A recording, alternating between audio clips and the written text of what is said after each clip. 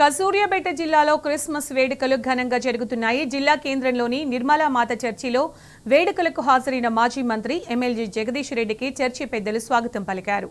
పాస్టర్లు ప్రత్యేక ప్రార్థనలతో ఆశీర్వచనం అందజేశారు. అనంతరం కేక్ కట్ చేసి క్రైస్తవ సోదరులందరికీ క్రిస్మస్ శుభాకాంక్షలు తెలియజేశారు.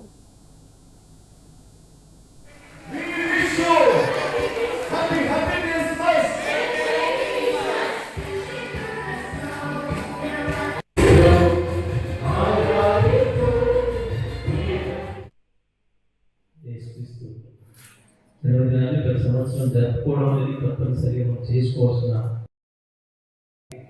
ఇక్కడ మహనీయులు మనుషులు లక్షల కోట్ల మంది పుట్టిపోయిన మహనీయులు కొద్దిమంది ఉంటారు. ఆయా సమాజాలకి దారి చూపించే వాళ్ళు కొంతమంది ఉంటారు.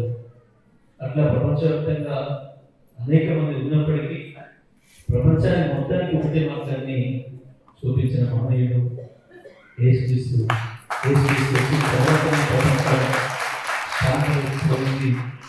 అనేక రాజ్యాలు ఏర్పడ్డాయి.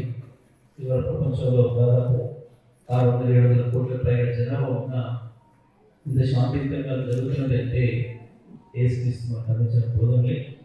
తప్పకుండా మరి యేసుక్రీస్తును తన తల్లి ఇంకా గొప్పది కాబట్టి మరి అమ్మ మరి ఆ తల్లిని కూడా కలుసుకోవడం అనేది మనం సాంప్రదాయంగా చేసుకుంటున్నాం.